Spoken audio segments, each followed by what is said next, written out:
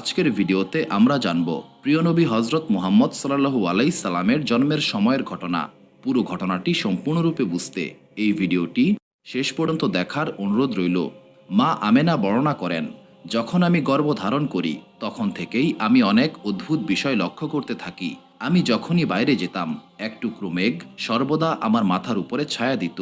আমি যখন পানি সংগ্রহ করার জন্য জমজম কূপের নিকটে যেতাম তখন আমার আশেপাশে থাকা সমস্ত গাছ নুয়ে পড়ত, যেন এই গাছগুলো আমাকে সালাম দিচ্ছে। আমি খুব অবাক হয়ে এই বিষয়গুলোকে লক্ষ্য করতাম এবং ভাবতাম, কেন আমার সঙ্গে এই আজব ঘটনাগুলো ঘটছে। আমি যখন জমজম কূপ থেকে পানি সংগ্রহ করতে যেতাম নিচের সমস্ত পানি কুয়ার উপরে উঠে আসতো, যেন আমি খুব সহজেই সেই পানি হাতের একদম নাগালে পেয়ে যাই। আমি যখনই কূপের নিকটে যেতাম মক্কার নারীরা আমাকে সহজে সেখান থেকে ফিরতে দিত না।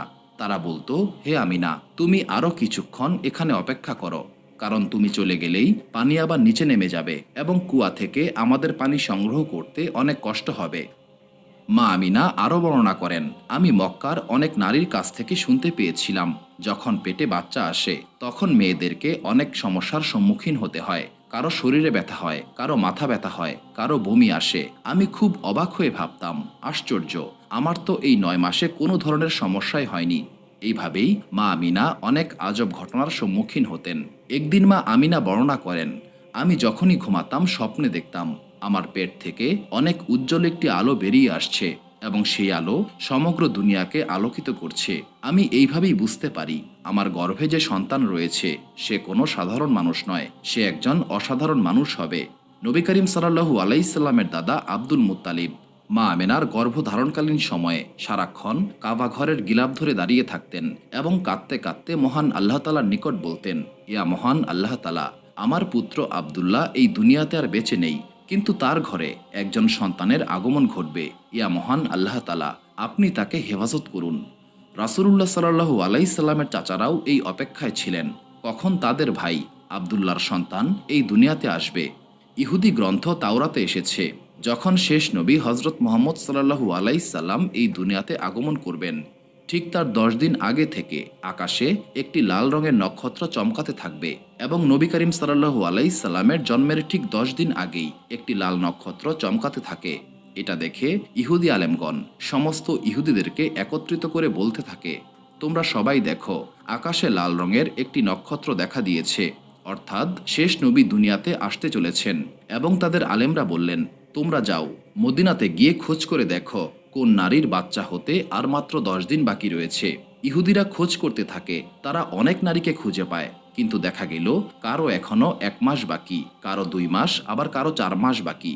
যখন তারা ফিরে এসে তাদের আলেমদের নিকট এই ঘটনা বলে, মদিনায় এমন কোনো নারী নেই যাদের বাচ্চা হতে আর খুব বেশি সময় বাকি নেই। এই কথা শুনে তাদের আলেমরা বলে, এবার তোমরা মক্কায় যাও এবং সেখানে গিয়ে খোঁজ করো। যখন তারা মক্কায় পৌঁছায় তারা এমন একজন নারীর সন্ধান করতে থাকে যার বাচ্চা হতে আর খুব বেশি সময় বাকি নেই। তখন ইহুদিদের নিকট মক্কার লোকেরা বলে, মক্কায় এমন 5 জন নারী রয়েছে যাদের বাচ্চা হতে আর খুব বেশি দিন বাকি নেই। তখন ইহুদিরা বলে, এমনটা নয়, সে কোনো সাধারণ বাচ্চার মতোও নয়, আমাদের এমন একজন বাচ্চার সন্ধান দাও যার জন্মের পূর্বেই তার পিতা মারা গিয়েছে। তখন মক্কার লোকেরা বলে, এমন একজন বাচ্চার জন্ম হবে, সে হলো আব্দুল মুত্তালিবের নাতি। আব্দুল মুত্তালিবের ছেলে আব্দুল্লাহ কয়েক মাস আগেই মারা গিয়েছে। এই কথা শুনে ইহুদিরা সেখান থেকে চলে যায় এবং তারা বলতে থাকে, আফসোস, আজ নবুয়ত আমাদের নিকট থেকে মক্কাবাসীর নিকটে চলে গেল। দিন এইভাবেই যাচ্ছিল, অবশেষে সেই দিন আসলো যার জন্য সবাই অপেক্ষা করছিল এবং এই দুনিয়ার বুকে সেই বাচ্চার আগমন ঘটে যার কারণে এই দুনিয়াকে সৃষ্টি করা হয়েছে। সেই বাচ্চার জন্ম হতে চলেছে যার জন্য চাঁদকে 2 টুকরো করে দেওয়া হয়েছিল, যার সম্মানে সূর্যকে তার জায়গায় সম্পূর্ণরূপে স্থির করে দেওয়া হয়েছিল। এই সূর্যকে মহান আল্লাহ তাআলা বলেছিলেন, সূর্য তুমি এখনই ডুবে যেও না, আমার হাবিব এখনও আসরের নামাজ আদায় করতে পারেনি।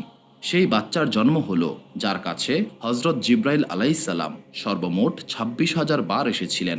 রাত্রি বাড়ছিল, হঠাৎ মা আমিনা তার পেটে ব্যথা অনুভব করলেন। মা আমিনা বুঝতে পারলেন হয়তো তার বাচ্চার জন্ম হতে চলেছে। আমিনা তার শ্বশুর আব্দুল মুত্তালিবকে এই খবর দিলেন। আব্দুল মুত্তালিব সঙ্গে সঙ্গে একজন দাই যার নাম ছিল শেফা তাকে পাঠিয়ে দিলেন আমেনার ঘরে এবং তিনি শেফাকে বললেন, আজ রাত্রে তুমি আমিনার সঙ্গেই থাকবে, কারণ আজ আমার নাতির জন্ম হতে চলেছে। মা আমিনা বলেন, যেদিন আমার বাচ্চার জন্ম হবে সেদিন আমাদের অবস্থা এমন ছিল, আমার ঘরে কুপি জ্বালানোর মতো পয়সা ছিল না। প্রিয় দর্শক, আমাদের নবী হজরত মুহাম্মদ সাল্লাল্লাহু আলাইহি সাল্লাম এমন দারিদ্রতার মাঝেই জন্মগ্রহণ করেন। সেদিন রাত্রে আব্দুল মুত্তালিব এবং তার বাকি পুত্ররা মা আমিনার ঘরের বাইরেই অপেক্ষায় ছিলেন, যেন কোনো বিপদ হলে তারা সঙ্গে সঙ্গে আমিনার চিকিৎসার ব্যবস্থা করতে পারেন। এইভাবেই তারা সারা রাত্রি জেগে বাইরে অপেক্ষা করছিলেন। এক সময় রাত আরও গভীর হলো, চাঁদটাও ডুবে গেল। মা আমিনা তার পেটে আবারও হালকা একটু ব্যথা অনুভব করলেন। আমিনা বুঝতে পারলেন এবার তার বাচ্চার জন্ম হতে চলেছে। তিনি দাই শেফাকে ডাক দিলেন এবং বললেন, তার পেটে ব্যথা হচ্ছে। বাচ্চার জন্ম হতে প্রায় 1 ঘন্টা লেগে যায়। আর ঠিক ভোরের সময় আমাদের প্রিয় নবী হজরত মুহাম্মদ সাল্লাল্লাহু আলাইহি সাল্লাম এই দুনিয়াতে আগমন করলেন। রাসূলুল্লাহ সাল্লাল্লাহু আলাইহি সাল্লামের জন্মের সময় 3টি আশ্চর্য ঘটনা ঘটে যায়, যেগুলো দেখে তাই শেফাও অনেক অবাক হয়ে যায়।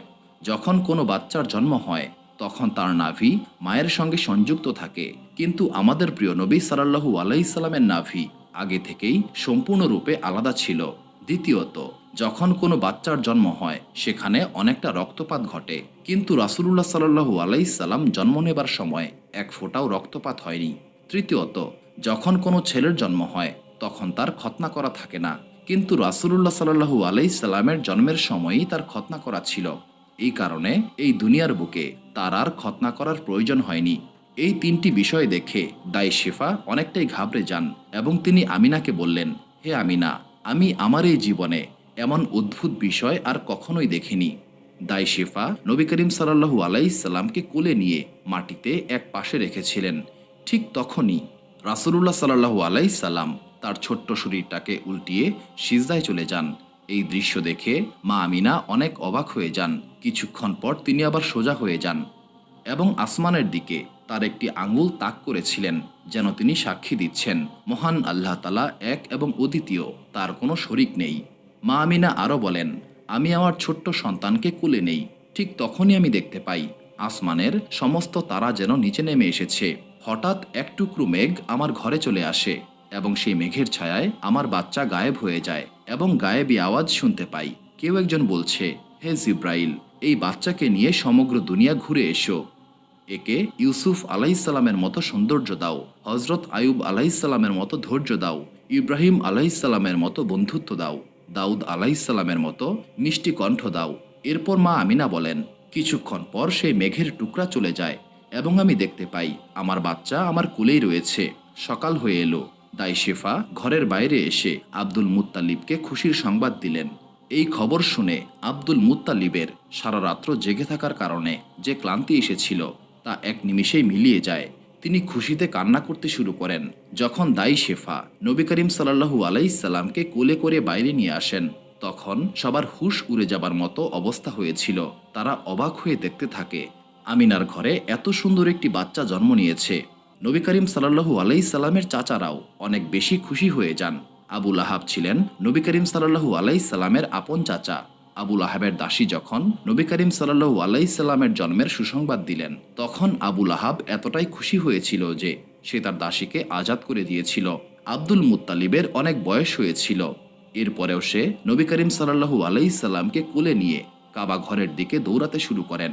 আব্দুল মুত্তালিবের এমন কাণ্ড দেখে মক্কাবাসীরাও তার পেছনে পেছনে দৌড়াতে শুরু করেন।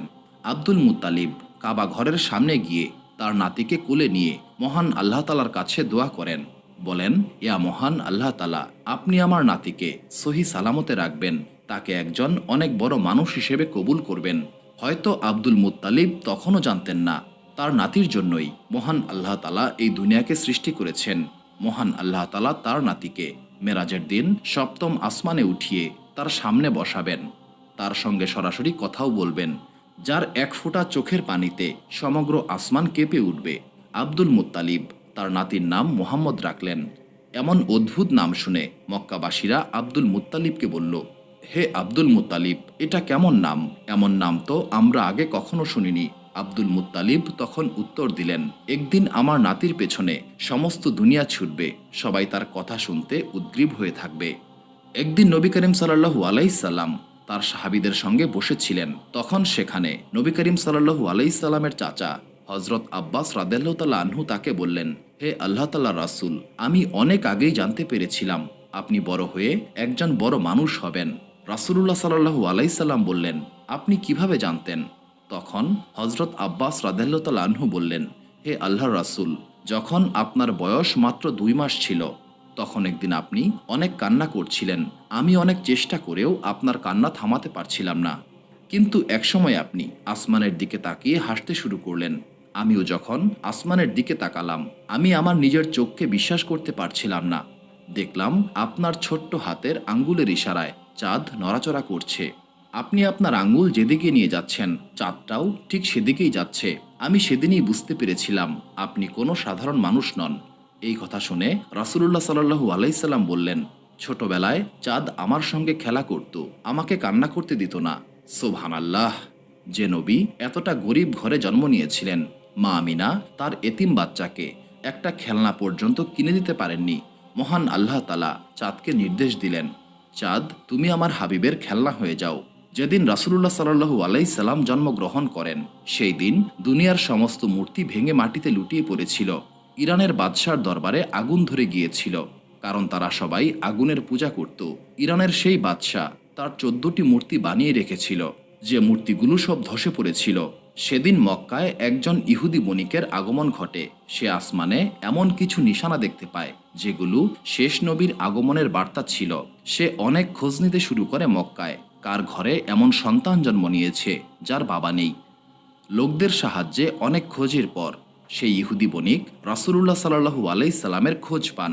এরপর তিনি রাসূলুল্লাহ সাল্লাল্লাহু আলাইহি সাল্লামকে কোলে নিলেন এবং দেখতে পেলেন সেখানে নবুয়তের সিলমোহর রয়েছে, এবং তিনি আফসোস করে বলতে শুরু করলেন, নবুয়ত আজ আমাদের হাত থেকে এই মক্কায় চলে এলো।